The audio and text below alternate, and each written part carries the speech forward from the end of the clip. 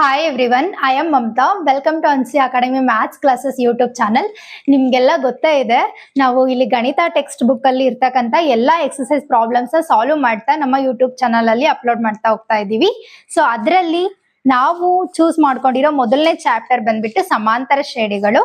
So ಅದರಲ್ಲಿ exercise problems 1.1 ಇದೆ ಅಲ್ವಾ. ಸೊ ಇದರದ ಪ್ರಾಬ್ಲಮ್ಸ್ ಸಾಲ್ವ್ ಮಾಡೋಣ. ಸೊ ನಾವು ಸಾಲ್ವ್ ಮಾಡೋದಕ್ಕಿಂತ ಮುಂಚೆ ನೀವು ಫಸ್ಟ್ ವಿಡಿಯೋ ಅಪ್ಲೋಡ್ ಮಾಡಿದಿನಲ್ವಾ, ಸೊ ಅದನ್ನ ವಾಚ್ ಮಾಡಿ. ಏನಕ್ಕಂದ್ರೆ ಅದರಲ್ಲಿ ಈ 1.1 ಗೆ ಬೇಕಾಗಿರೋ ಎಲ್ಲಾ ಇಂಟ್ರೊಡಕ್ಷನ್ ಇನ್ಫಾರ್ಮೇಶನ್ ಅಪ್ಲೋಡ್ ಮಾಡಿದೀನಿ. ಸೊ ನೀವು ಅದನ್ನ ಕಂಪ್ಲೀಟ್ ಆಗಿ ವಾಚ್ ಮಾಡಿದ್ರೆ ಐಡಿಯಾ ಬರುತ್ತೆ ಈ ಪ್ರಾಬ್ಲಮ್ಸ್ ಸಾಲ್ವ್ ಮಾಡಿದಾಗ ಯಾವ ರೀತಿ ನೆನ್ಪಿಟ್ಕೋಬೇಕು ಅಂತ. ಓಕೆನಾ? ಸೊ ಬನ್ನಿ ಮಾಡೋಣ.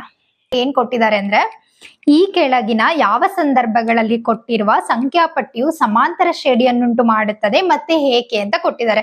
ಸೊ ಇದ್ರಲ್ಲಿ ನಾವೇನ್ ಮಾಡ್ಬೇಕು, ಕೆಳಗಡೆ ಯಾವ್ದಾವ್ದು ಪ್ರಾಬ್ಲಮ್ಸ್ ಕೊಟ್ಟಿದಾರಲ್ವಾ, ಇದ್ರಲ್ಲಿ ಯಾವ್ದು ಸಮಾಂತರ ಶ್ರೇಣಿ ಮತ್ತೆ ಏಕೆ ಸಮಾಂತರ ಶ್ರೇಣಿ ಅಂತ ಬರಿಬೇಕು. ಓಕೆನಾ?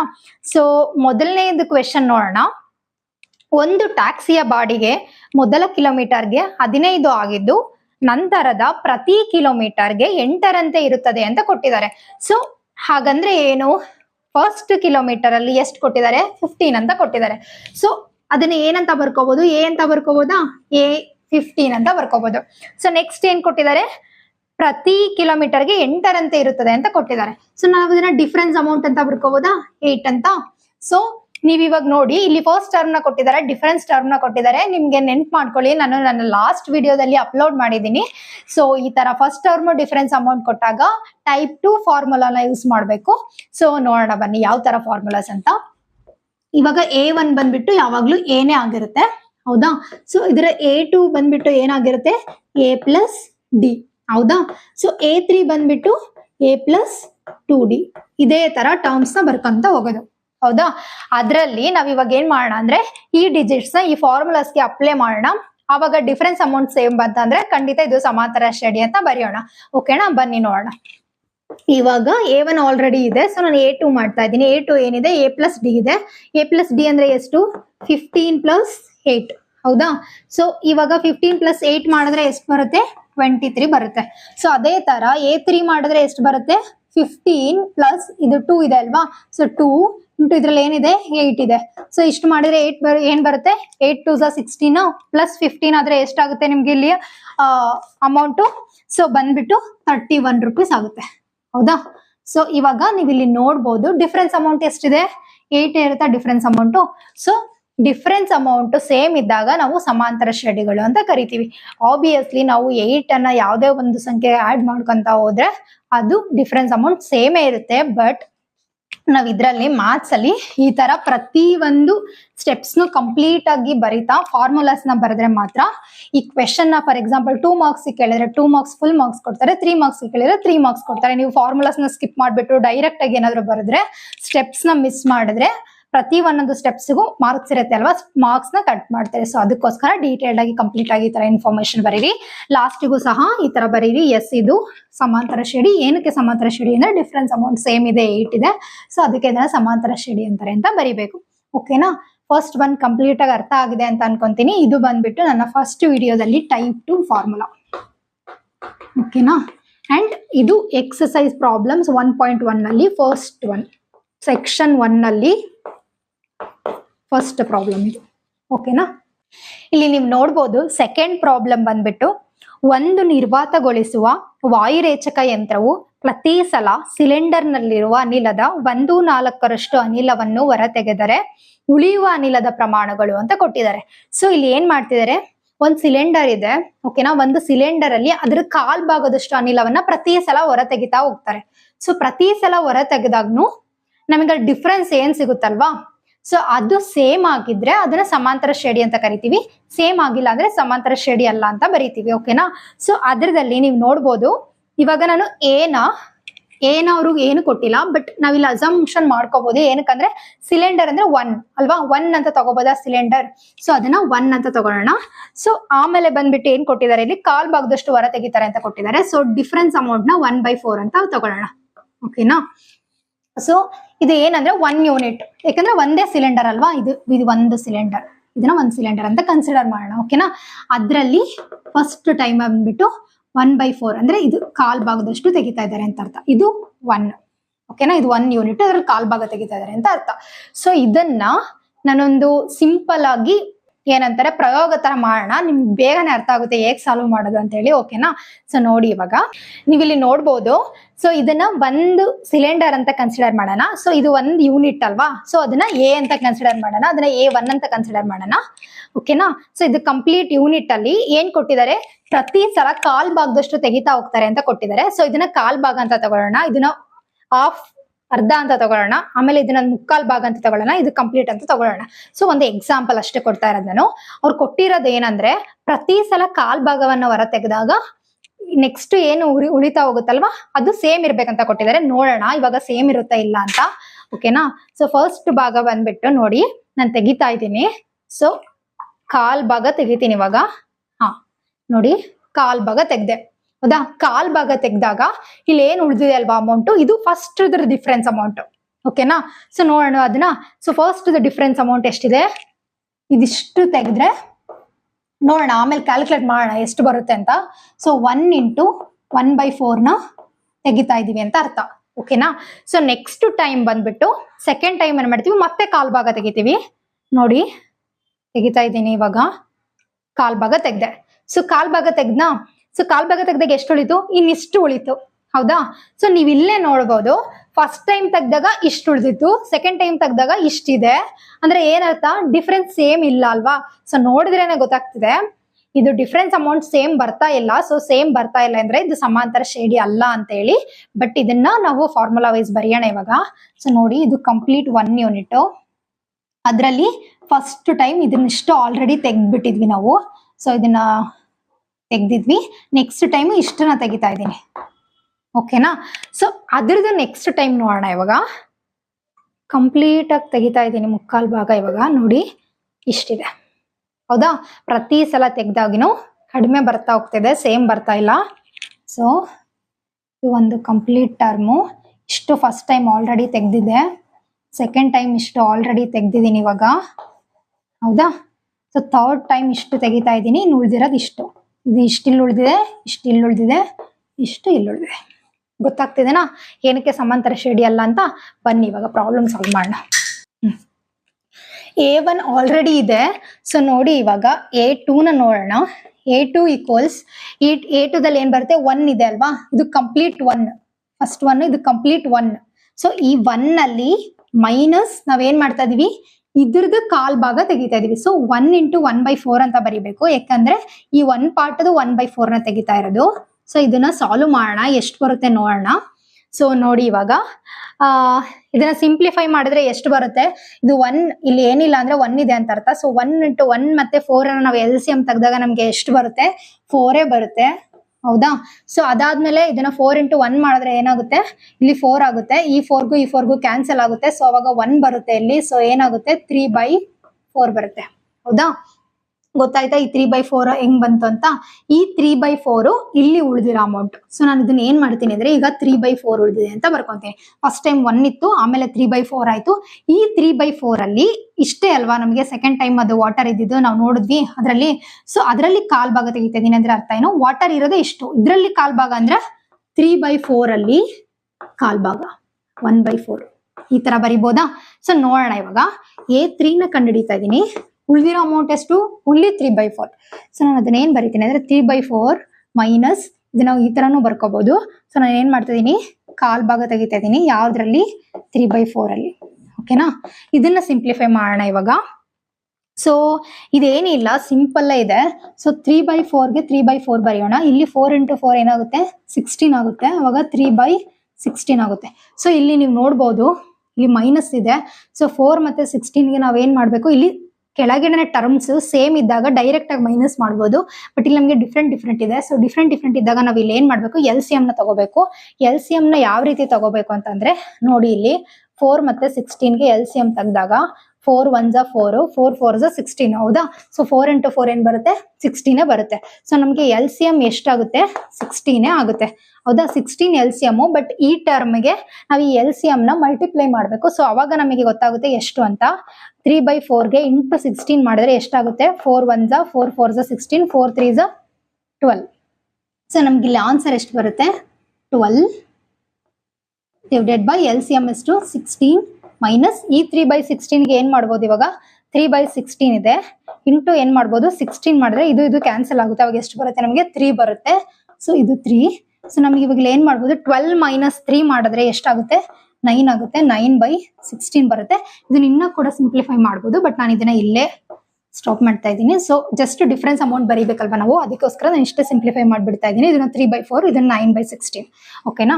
ಇವಾಗ ಈ 9/16 ಯಾವುದು ಈ ಅಮೌಂಟ್ ಗೊತ್ತಾಗ್ತಿದೆನಾ, ಇದು 9/16 ಲಾಸ್ಟಿಂಗ್ ಮಾಡಿದಾಗ ಇಷ್ಟು ವಾಟರ್ ಉಳಿದಿತ್ತು ಅಲ್ವಾ, ಈ ವಾಟರ್ ಅಲ್ಲಿ ಮತ್ತೆ ಕಾಲ್ ಭಾಗ ತೆಗಿಬೇಕು ಅಂತ ಕೊಟ್ಟಿದ್ದಾರೆ ಪ್ರಾಬ್ಲಮ್ ಅಲ್ಲಿ. ಸೊ ನಾನು ಅದನ್ನ ಏನ್ ಮಾಡ್ತೀನಿ 9/16 ಇಂಟು 1/4.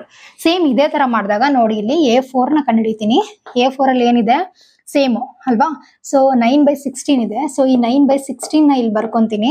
ಈ 9/16 ಅಲ್ಲಿ ಇದನ್ನ ಮೈನಸ್ ಮಾಡ್ಬೇಕಲ್ವಾ. ಸೊ ಅದನ್ನ ಹೆಂಗ್ ಬರಿಬಹುದು 1/4 ಇಂಟು 9/16 ಮಾಡ್ಬೋದಾ. ಸೊ ನೀವು ನೋಡ್ಬೋದು ನಿಮ್ಗೆ LCM ಕಂಡುಹಿಡಿಯೋದು ಗೊತ್ತಿದೆ ಅಲ್ವಾ, 4 ಮತ್ತೆ 16. ಈಗ LCM ಕಂಡುಹಿಡಿಯೋಕ್ಕಿಂತ ಮುಂಚೆ ಇದನ್ನ ಸಿಂಪ್ಲಿಫೈ ಮಾಡೋಣ. ಫಸ್ಟ್ ಸಿಂಪ್ಲಿಫೈ ಮಾಡಿದಾಗ ಏನಾಗುತ್ತೆ 9/16 ಮೈನಸ್ ಇದು ಸಿಂಪ್ಲಿಫೈ ಮಾಡಿದಾಗ ಏನಾಗುತ್ತೆ 64 ಬರುತ್ತೆ. ಸೊ 64 ನ ಯಾವ ರೀತಿ ಬರಿಬೋದು, ಸೊ ಇದನ್ನ ಕೆಳಗಡೆ ಬರಿತೀನಿ. ಇವಾಗ ಇಲ್ಲಿ ಏನ್ ಬರಿಬೋದು 9/16 ಮೈನಸ್ ಈ 1/4 ಇದನ್ನ ಸಿಂಪ್ಲಿಫೈ ಮಾಡಿದ್ರೆ ಎಷ್ಟು ಬರುತ್ತೆ 9/64 ಬರುತ್ತೆ. ಈ 9/64 ಇಲ್ಲಿ 36 ಆಗುತ್ತೆ. ಏನಕ್ಕೆ 36 ಆಗುತ್ತೆ ಅಂದ್ರೆ ಇದ್ರದ್ದು LCM ಏನಾಗುತ್ತೆ 16 ಮತ್ತೆ 64 LCM ತೆಗಿರಿ, ತೆಗೆದಾಗ 64 ಬರುತ್ತೆ LCM. ಈ 64 ನ ಇದಕ್ಕೆ ಇಂಟು ಮಾಡಿ ಅವಾಗ 36 ಬರುತ್ತೆ. 36 ಅಲ್ಲಿ ಇದನ್ನ ಮತ್ತೆ 16 ಗೆ ಇದನ್ನ ಇಂಟು ಮಾಡಿದಾಗ ಎಷ್ಟಾಗುತ್ತೆ ಇದು ಕ್ಯಾನ್ಸಲ್ ಆಗುತ್ತೆ. ಅವಾಗ ಎಷ್ಟು ಬರುತ್ತೆ 9 ಬರುತ್ತೆ. ಓಕೆನಾ. 36 ಮೈನಸ್ 9 ಮಾಡಿದಾಗ ಎಷ್ಟು ಬರುತ್ತೆ 27/64 ಬರುತ್ತೆ. ಓಕೆನಾ. ಸೊ ನಾನು ಇದನ್ನ ಇದನ್ನ LCM ಮಾಡ್ಬಿಟ್ಟು ಮಾಡೋದು ಹೆಂಗೆ ಅಂತ ಸ್ಟೆಪ್ಸ್ ತೋರಿಸಿನ ಅದೇ ತರ ಇದಕ್ಕೆ LCM ಮಾಡಬೇಕು. ಸೊ ಅವಾಗ ನಮ್ಗೆ ಇಷ್ಟು ಅಮೌಂಟ್ ಬರುತ್ತೆ. ಇಷ್ಟು ಬಂತ ಸಂಖ್ಯೆ. ಇವಾಗ ನೀವು ಇಲ್ಲಿ ನೋಡ್ಬೋದು ಫಸ್ಟ್ ಟರ್ಮ್ 3/4 ಇದೆ. ಸೊ ನೀವು ಇಲ್ಲಿ ಬರಿಬೇಕು ಏನಂತ, ಇದು ಸಮಾಂತರ ಶ್ರೇಣಿ ಅಲ್ಲ. ಸೊ ಇದು ಸಮಾಂತರ ಶ್ರೇಣಿ ಅಲ್ಲ. ಏನಕ್ಕೆ ಅಂದ್ರೆ ಡಿಫರೆನ್ಸ್ ಅಮೌಂಟ್ ಫಸ್ಟ್ ಏನಿದೆ 3/4 ಇದೆ, ನೆಕ್ಸ್ಟ್ ಏನಿದೆ 9/16 ಇದೆ, ಸೊ ನೆಕ್ಸ್ಟ್ ಏನಿದೆ 27/64 ಇದೆ. ಸೊ ಇದು ಎಲ್ಲ ಅದನ್ನು ಡಿಫರೆನ್ಸ್ ಅಮೌಂಟ್ ಡಿಫ್ರೆಂಟ್ ಆಗೇ ಇದೆ. ಸೊ ಇದೇನು ಸಮಾಂತರ ಶ್ರೇಣಿ ಅಲ್ಲ. ಇದು ಕಂಪ್ಲೀಟ್ ಆಗಿ ಅರ್ಥ ಆಗಿದೆ ಅಂತ ಅನ್ಕೊಂತೀನಿ. ಸೊ ನೀವು ಯಾವಾಗಾದ್ರೂ ಅಷ್ಟೇ ಯಾವುದೇ ಮ್ಯಾಥ್ಸ್ ಪ್ರಾಬ್ಲಮ್ನ ಸಾಲ್ವ್ ಮಾಡಿದ್ರೆ ಫಸ್ಟ್ ರಿಯಲ್ ಲೈಫ್ ಅಲ್ಲಿ ಅದು ಯಾವ ತರ ಅಪ್ಲಿಕೇಬಲ್ ಆಗುತ್ತೆ ಅಂತ ಹೇಳಿ ನೀವೊಂದು ಅಸಂಪ್ಷನ್ ನ ಮಾಡ್ಬೇಕು. ಸೊ ಆವಾಗ ನಿಮಗೆ ಕಂಪ್ಲೀಟ್ ಆಗಿ ಒಂದು ಐಡಿಯಾ ಬರುತ್ತೆ, ಹೌದು ಇದು ಎಸ್ ನೋನಾ ಅಂತ. ಅದಾದ್ಮೇಲೆ ನೀವು ಈ ತರ ಪ್ರಾಬ್ಲಮ್ಸ್ ಸಾಲ್ವ್ ಮಾಡೋದ್ರಿಂದ ಕಂಪ್ಲೀಟ್ ಆಗಿ ಅರ್ಥ ಆಗುತ್ತೆ. ನಿಮ್ಗೇನೆ ಗೊತ್ತಾಗುತ್ತೆ ನಾವು ಮಾಡಿರೋ ಪ್ರಾಬ್ಲಮ್ ಕರೆಕ್ಟ್ ಇದೆನಾ ತಪ್ಪಿದೆನಾ ಅಂತ. ಸೊ ಸಿಂಪಲ್ ಅಲ್ವಾ. ಸೊ ಸಿಂಪಲ್ ಅರ್ಥ ಆಗಿದೆ ಅಂತ ಅನ್ಕೊಂತೀನಿ. ನೆಕ್ಸ್ಟ್ ಪ್ರಾಬ್ಲಮ್ ನ ನೋಡೋಣ. ಇಲ್ಲಿ ಥರ್ಡ್ ಪ್ರಾಬ್ಲಮ್ ನ ನೀವು ನೋಡ್ಬೋದು. ಬಾವಿಯನ್ನು ತೋಡುವಾಗ ಮೊದಲ ಮೀಟರ್ಗೆ 150, ನಂತರ ಪ್ರತಿ ಮೀಟರ್ಗೆ 50ರಂತೆ ಹೆಚ್ಚಾಗುತ್ತಾ ಹೋಗುತ್ತದೆ ಅಂತ ಕೊಟ್ಟಿದ್ದಾರೆ. ಇದು ತುಂಬಾನೇ ಸಿಂಪಲ್ ಇದೆ. ಏನಕ್ಕಂದ್ರೆ ನಾನು ಫಸ್ಟ್ ಪ್ರಾಬ್ಲಮ್ ಏನ್ ಸಾಲ್ವ್ ಮಾಡಿದ್ನಲ್ಲ ಸೇಮ್ ಅದೇ ತರ ಡೈರೆಕ್ಟ್ ನಂಬರ್ಸ್ ನ ಕೊಟ್ಟಿದ್ದಾರೆ. ಏನಂದ್ರೆ ನೋಡಿ ಇದು ಥರ್ಡ್ ಪ್ರಾಬ್ಲಮ್ ಅಲ್ವಾ, ಎಗೆ ಎಷ್ಟು ಕೊಟ್ಟಿದ್ದಾರೆ 150 ಅಂತ ಕೊಟ್ಟಿದ್ದಾರೆ. ನೆಕ್ಸ್ಟ್ ಡಿಫರೆನ್ಸ್ ಅಮೌಂಟ್ ಎಷ್ಟು ಕೊಟ್ಟಿದ್ದಾರೆ ಡಿ ಅಂತ ಕೊಟ್ಟಿದ್ದಾರೆ, 50 ಅಂತ ಕೊಟ್ಟಿದ್ದಾರೆ. ಇದು ನೋಡಿದ್ರೇನೆ ಗೊತ್ತಾಗ್ತಾ ಇದೆ ನಾವು ಟೈಪ್ 2 ಫಾರ್ಮುಲಾನ ಯೂಸ್ ಮಾಡ್ಬೇಕು. ಅದನ್ನ ಹೇಗೆ ಅಂತ ಹೇಳಿ ನೋಡೋಣ ಬನ್ನಿ. ಎ ಈಕ್ವಲ್ಸ್ ಏನೇ ಆಗಿರುತ್ತೆ, A1 ಏನಾಗಿರುತ್ತೆ A+D ಆಗಿರುತ್ತೆ, A2 ಏನಾಗಿರುತ್ತೆ A+2D ಆಗಿರುತ್ತೆ. ಸೊ A3 ಏನಾಗಿರುತ್ತೆ A+3D ಆಗಿರುತ್ತೆ. ನೀವು ಈ ಫಾರ್ಮುಲಾಸ್ ನ ಅಪ್ಲೈ ಮಾಡಿ ಈ ನಂಬರ್ಸ್ಗೆ, ಸೊ ಅವಾಗ ಇಷ್ಟು ಬರುತ್ತೆ. ಸೊ ನೀವು ಇದು ನೋಡ್ಬೋದು. ನಾನು ಡೀಟೇಲ್ ಆಗಿ ಎಕ್ಸ್ಪ್ಲೇನ್ ಮಾಡಲ್ಲ, ಯಾಕಂದ್ರೆ ಸೇಮ್ ಫಸ್ಟ್ ಪ್ರಾಬ್ಲಮ್ ತರನೇ ಇದು ಆನ್ಸರ್. ಇದು ಸಮಾಂತರ ಶ್ರೇಣಿ ಹೌದು. ಏನಕ್ಕೆ ಅಂದ್ರೆ ಡಿಫರೆನ್ಸ್ ಅಮೌಂಟ್ 50 ರೂಪೀಸ್ ಇದೆ. ಅರ್ಥ ಆಗಿದೆ ಅಲ್ವಾ. ಇಲ್ಲಿ ಫೋರ್ತ್ ಪ್ರಾಬ್ಲಮ್ ನ ನೋಡೋಣ. ಇಲ್ಲಿ ಏನ್ ಕೊಟ್ಟಿದ್ದಾರೆ, ಆರಂಭಿಕ ಠೇವಣಿ 10,000ಕ್ಕೆ 8% ಚಕ್ರ ಬಡ್ಡಿಯಂತೆ ಪ್ರತಿ ವರ್ಷ ಆಗುವ ಮೊತ್ತ ಅಂತ ಕೊಟ್ಟಿದ್ದಾರೆ. ಸೊ ಇದ್ರಲ್ಲಿ ಏನ್ ಕೊಟ್ಟಿದ್ದಾರೆ 10,000 ಅಂದ್ರೆ ನಾವ್ ಇಲ್ಲಿ ಏನಂತ ತಗೋಬಹುದು, ನಾವಿಲ್ಲಿ ಚಕ್ರ ಬಡ್ಡಿ ಬಗ್ಗೆ ಮಾತಾಡೋದ್ರಿಂದ ಸೊ ನಾವ್ ಇದನ್ನ ಪ್ರಿನ್ಸಿಪಲ್ ಅಮೌಂಟ್ ಅಂತ ತಗೋಬಹುದು. ಪ್ರಿನ್ಸಿಪಲ್ ಅಮೌಂಟ್ ಇಲ್ಲಿ ಏನಾಗಿದೆ 10,000, ಇದನ್ನ ಎ ಅಂತ ಕನ್ಸಿಡರ್ ಮಾಡ್ಬೋದು. ನೆಕ್ಸ್ಟ್ ರೇಟ್ ಆಫ್ ಇಂಟ್ರೆಸ್ಟ್ ಎಷ್ಟು ಕೊಟ್ಟಿದ್ದಾರೆ 8% ಅಂತ ಕೊಟ್ಟಿದ್ದಾರೆ. ಸೊ ನಾವು ಅದನ್ನ ಆರ್ ಅಂತ ಕನ್ಸಿಡರ್ ಮಾಡ್ಬೋದು. ಆರ್ ಅಂದ್ರೆ ಇಲ್ಲಿ ಡಿಫರೆನ್ಸ್ ಅಮೌಂಟ್ ಅಂತ ನೀವು ತಗೋಬಹುದು. ಓಕೆನಾ. ಸೊ 8%. ಸೊ ಇದ್ರಲ್ಲಿ ಇವಾಗ ಈ ಪ್ರಾಬ್ಲಮ್ ಸಾಲ್ವ್ ಮಾಡೋದಕ್ಕಿಂತ ಮುಂಚೆ ಫಸ್ಟ್ ನಾವು ಬಡ್ಡಿ ಅಂದ್ರೆ ಏನು, ಚಕ್ರ ಬಡ್ಡಿ ಅಂದ್ರೆ ಏನು ಅಂತ ತಿಳ್ಕೊಳ್ಳೋಣ. ಸೇಮ್ ಅಲ್ವಾ, ಸಿಂಪಲ್ ಇಂಟ್ರೆಸ್ಟ್ ಕಾಂಪೌಂಡ್ ಇಂಟ್ರೆಸ್ಟ್ ಅಂತೀವಲ್ಲ ಸೇಮ್ ಅದೇ. ಸೊ ನೋಡಿ ಇವಾಗ ನಾನೊಂದು ಸಿಂಪಲ್ ಆಗಿ ಒಂದು ಎಕ್ಸಾಂಪಲ್ ನಾರ್ಮಲ್ ನಂಬರ್ಸ್ ನ ತಗೊಂಡ್ಬಿಟ್ಟು ಸಿಂಪಲ್ ಆಗಿ ಅದನ್ನ ಸಾಲ್ವ್ ಮಾಡ್ತೀನಿ. ಸೊ ನಿಮ್ಗೆ ಅರ್ಥ ಆಗುತ್ತೆ ಅದು ಸಮಾಂತರ ಶ್ರೇಣಿನ ಅಲ್ವಾ ಅಂತ. ಆಮೇಲೆ ನಾವು ಈ ಡಿಜಿಟ್ಸ್ಗೆ ಬರೆಯೋಣ. ಸೊ ನೋಡಿ ಇವಾಗ ಇದು ನೀವು ಅಂತ ಅನ್ಕೊಳ್ಳಿ, ಇದು ನಿಮ್ ಫ್ರೆಂಡ್, ಓಕೆನಾ. ಸೊ ನೀವು ಫಸ್ಟ್ ಏನ್ ಹೇಳ್ತೀರಾ, ನಿಮ್ ಫ್ರೆಂಡಿಗೆ 1000 ರೂಪೀಸ್ ಸಾಲ ತಗೊಂಡಿರ್ತೀರಾ, ಓಕೆನಾ. ನಿಮ್ ಫ್ರೆಂಡ್ ಹೇಳ್ತಾರೆ ನಿಮಗೆ ನಂಗೆ 2% ಇಂಟ್ರೆಸ್ಟ್ ಕೊಡ್ಬೇಕು ನೀನು ಅಂತ. ಸೊ 2% ಇಂಟ್ರೆಸ್ಟ್ ಅಂದ್ರೆ ಎಷ್ಟು ಅಮೌಂಟು, ಇದರಲ್ಲಿ 2% ಅಂದ್ರೆ ಫಸ್ಟ್ ನಿಮಗೆ ಇದನ್ನ ಹೆಂಗ್ ಕ್ಯಾಲ್ಕುಲೇಟ್ ಮಾಡೋದು ಅಂತ ಗೊತ್ತಿರ್ಬೇಕು. ನೋಡೋಣ ಬನ್ನಿ. 2% ಅಂದ್ರೆ ಯಾವಾಗ್ಲೂ ಪರ್ಸೆಂಟ್ ಅಂದ್ರೆ 100 ಅಂತ ಅರ್ಥ. ಸೊ ಇದನ್ನ 2/100 ಅಂತ ಬರ್ಕೋಬಹುದು. ಸೊ ಇದನ್ನ ಸಾಲ್ವ್ ಮಾಡಿದ್ರೆ ನಮ್ಗೆ ಎಷ್ಟು ಬರುತ್ತೆ, 0.02 ಬರುತ್ತೆ. ಈ 0.02 ರುಪೀಸ್ ಅಂತ ಅರ್ಥ. ಸೊ ಈ 0.02ಗೆ ನಾವ್ ಇದನ್ನ ಏನ್ ಮಾಡ್ಬೇಕು, ಮಲ್ಟಿಪ್ಲೈ ಮಾಡ್ಬೇಕು. ಸೊ ಅವಾಗ ಎಷ್ಟು ಬರುತ್ತೆ ನಮಗಿಲ್ಲಿ, 0.02 ಇಂಟು 1000, ಅವಾಗ ಎಷ್ಟು ಬರುತ್ತೆ ನಮಗಿಲ್ಲಿ 20 ರೂಪೀಸ್ ಬರುತ್ತೆ. ಸೊ ನೀವು ಇಲ್ಲಿ 1000 ರೂಪೀಸ್ ಜೊತೆಗೆ 20 ರೂಪೀಸ್ ಕೊಡ್ಬೇಕು ಅಂತ ಅರ್ಥ. ಸೊ ಅವಾಗ ನೆಕ್ಸ್ಟ್ ಇಯರ್ ಏನಾಗುತ್ತೆ, 1020 ರೂಪೀಸ್ ಆಗುತ್ತೆ, ಹೌದಾ. ಸೊ ನೆಕ್ಸ್ಟ್ ಬಂದ್ಬಿಟ್ಟು ಮತ್ತೆ ನೆಕ್ಸ್ಟ್ ಟೈಮ್ ಮಾಡಬೇಕಾದ್ರೆ ಮತ್ತೆ 2% ಅಂದ್ರೆ 20 ರೂಪೀಸೇ ಇರುತ್ತೆ. ಸೊ ಈ 20 ರೂಪೀಸ್ಗೆ ಈ 1020 ರೂಪೀಸ್ ಆಡ್ ಮಾಡಿದ್ರೆ 1040 ರೂಪೀಸ್ ಬರುತ್ತೆ. ಅಂದ್ರೆ ಪ್ರತಿ ವರ್ಷ 2% ಇಂಟ್ರೆಸ್ಟೇ ಆಗಿರುತ್ತೆ ಈ 10,000ಗೆ. ಇದು ಪ್ರಿನ್ಸಿಪಲ್ ಅಮೌಂಟ್ ಚೇಂಜ್ ಆಗದೇ ಇಲ್ಲ. ಸೊ ಅದನ್ನ ನಾವೇನಂತ ಕರಿತೀವಿ, ಸೊ ಪ್ರಿನ್ಸಿಪಲ್ ಅಮೌಂಟ್ ಚೇಂಜ್ ಆಗದೆ ಇದ್ರೆ ಎಲ್ಲಾ ಡಿಫರೆನ್ಸ್ ಅಮೌಂಟ್ ಸೇಮೇ ಬರ್ತಾ ಹೋಗುತ್ತೌದಾ. ಸೊ ನಾವ್ ಅದನ್ನ ಏನಂತ ಹೇಳ್ತೀವಿ, ಸಮಾಂತರ ಶ್ರೇಣಿ ಅಂತ ಹೇಳ್ತೀವಿ. ಬಟ್ ನಮಗೆ ಇಲ್ಲಿ ಕೊಟ್ಟಿರೋದು ಸಿಂಪಲ್ ಇಂಟ್ರೆಸ್ಟ್ ಕಂಡುಹಿಡಿಯಿರಿ ಅಂತ ಅಲ್ಲ, ನಮಗೆ ಕೊಟ್ಟಿರೋದು ಕಾಂಪೌಂಡ್ ಇಂಟ್ರೆಸ್ಟ್ ನ ಕಂಡುಹಿಡಿಯಿರಿ ಅಂತ ಅರ್ಥ. ಅಂದ್ರೆ ಚಕ್ರ ಬಡ್ಡಿ ಕಂಡುಹಿಡಿಯಿರಿ ಅಂತ ಅರ್ಥ. ಚಕ್ರ ಬಡ್ಡಿ ಹೆಂಗೆ ಕ್ಯಾಲ್ಕುಲೇಟ್ ಮಾಡೋದು ನೋಡಿ, ಸೇಮ್ ಕಾನ್ಸೆಪ್ಟು. ನಿಮ್ ಫ್ರೆಂಡ್ ಇರ್ತಾರೆ, ಸೊ ಇಲ್ಲಿ ಏನ್ ಮಾಡ್ಬಿಟ್ಟು 1000 ರೂಪೀಸು, ಸೊ 2% ಇಂಟ್ರೆಸ್ಟ್ ಅಂದ್ರೆ 20 ರೂಪೀಸು. ಸೊ ನೆಕ್ಸ್ಟ್ ಏನಾಯ್ತು, 1020 ರೂಪೀಸ್ ಆಯ್ತು. ಸೊ ಇಲ್ಲಿ ಪ್ರಿನ್ಸಿಪಲ್ ಅಮೌಂಟ್ ಯಾವಾಗ್ಲೂ 1000 ರೂಪೀಸ್ ಇತ್ತು. ಬಟ್ ಇಲ್ಲಿ ಏನ್ ಮಾಡ್ತಿದ್ದಾರೆ ಅಂದ್ರೆ ಚಕ್ರ ಬಡ್ಡಿಲಿ ನಾವು ಪ್ರಿನ್ಸಿಪಲ್ ಅಮೌಂಟ್ ಇದನ್ನ ಕನ್ಸಿಡರ್ ಮಾಡ್ತೀವಿ. ಸೊ ಪಿ ಫಸ್ಟಿಗೆ 1000 ಇತ್ತಾ, ಆಮೇಲೆ ಇಲ್ಲಿ ಪಿ ಏನಾಯ್ತು 1020 ರೂಪೀಸ್ ಆಯ್ತಾ. ಸೊ ಈ 1020 ರೂಪೀಸ್ಗೆ 2% ಇಂಟ್ರೆಸ್ಟ್. ಸೊ ನಾವು ಅದನ್ನ ಹೆಂಗ್ ಕ್ಯಾಲ್ಕುಲೇಟ್ ಮಾಡ್ಬೋದು, 0.02 ಇಂಟು ಈ 1020 ಮಾಡಿದ್ರೆ ನಮ್ಗೆ ಎಷ್ಟು ಬರುತ್ತೆ, 20.4 ರೂಪೀಸ್ ಬರುತ್ತೆ. ಸೊ ಇಲ್ಲಿ ನಾವು ನೆಕ್ಸ್ಟ್ ಟೈಮು ಇಲ್ಲಿ ನೋಡಿ, ನೆಕ್ಸ್ಟ್ ಟೈಮು ಅವನು 20 ರೂಪೀಸ್ನೇ ಪೇ ಮಾಡಿದ್ದ. ಸೊ ಅವಾಗ ಈ ಅಮೌಂಟ್ ಬಂದಿತ್ತು. ಇಲ್ಲಿ ಏನ್ ಮಾಡ್ತಿದ್ದಾನೆ, 20.4ನ ಪೇ ಮಾಡ್ತಿದ್ದಾನೆ. ಸೊ ಅಂದ್ರೆ ಏನಾಯ್ತು, ಇಲ್ಲಿ ಇದಕ್ಕೆ 20.4ನ ಪ್ಲಸ್ ಮಾಡಿದ್ರೆ ಎಷ್ಟು ಬರುತ್ತೆ ನಮಗಿಲ್ಲಿ, 1040.4 ಬರುತ್ತೆ. ಇದು ಪ್ರಿನ್ಸಿಪಲ್ ಅಮೌಂಟ್ ಆಗುತ್ತೆ. ಸೊ ನೀವು ಇಲ್ಲಿ ನೋಡಿ, ಪ್ರತಿ ಸಲ ಡಿಫ್ರೆನ್ಸ್ ಆಗ್ತಾ ಬರ್ತಿದೆ, ಪ್ರಿನ್ಸಿಪಲ್ ಅಮೌಂಟ್ ಚೇಂಜ್ ಆಗ್ತಿದೆ, ಹೌದಾ. ಸೊ ಪ್ರಿನ್ಸಿಪಲ್ ಅಮೌಂಟ್ ಚೇಂಜ್ ಆಗ್ತಿದೆ, ಇಲ್ಲಿ ಡಿಫ್ರೆನ್ಸ್ ಅಮೌಂಟ್ ಡಿಫ್ರೆಂಟ್ ಆಗಿ ಬರ್ತಿದೆ. ಇಲ್ಲಿ 20 ಬರ್ತಿದೆ, ಇಲ್ಲಿ 20.4 ಬರುತ್ತೆ. ನೆಕ್ಸ್ಟ್ ಕ್ಯಾಲ್ಕುಲೇಟ್ ಮಾಡಿದ್ರೆ 20.8 ಬರುತ್ತೆ. ನಮಗೆ ಇದರಿಂದ ಏನ್ ಅರ್ಥ ಆಗ್ತಿದೆ, ಕಾಂಪೌಂಡ್ ಇಂಟ್ರೆಸ್ಟ್ಗೆ ಯಾವುದೇ ಡಿಜಿಟ್ಸ್ ಕೊಟ್ರು ಇದು ಸಮಾಂತರ ಶ್ರೇಣಿ ಆಗಲ್ಲ ಅಂತ ಅರ್ಥ ಆಗ್ತಿದೆ, ಹೌದಾ. ಸೊ ಇದನ್ನ ನಾವು ಕಂಪ್ಲೀಟ್ ಆಗಿ ಸಿಂಪ್ಲಿಫೈ ಮಾಡಿ ಬರೆಯೋದ್ರ ಬದಲು ನಮಗೆ ರೇಟ್ ಆಫ್ ಇಂಟ್ರೆಸ್ಟ್ ಇದನ್ನ ಕಾಂಪೌಂಡ್ ಇಂಟ್ರೆಸ್ಟ್ ಫಾರ್ಮುಲಾ ಗೊತ್ತಿರ ಡೈರೆಕ್ಟ್ ಆಗಿ ಈ ನಂಬರ್ಸ್ ನ ಸಬ್ಸ್ಟಿಟ್ಯೂಟ್ ಮಾಡಬಹುದು. ಬನ್ನಿ ನೋಡೋಣ ಯಾವ ತರ ಸಬ್ಸ್ಟಿಟ್ಯೂಟ್ ಮಾಡೋಣ ಅಂತ. ರೇಟ್ ಆಫ್ ಇಂಟ್ರೆಸ್ಟ್ ಫಾರ್ಮುಲಾ ಬಂದ್ಬಿಟ್ಟು ನೋಡೋಣ ಬನ್ನಿ.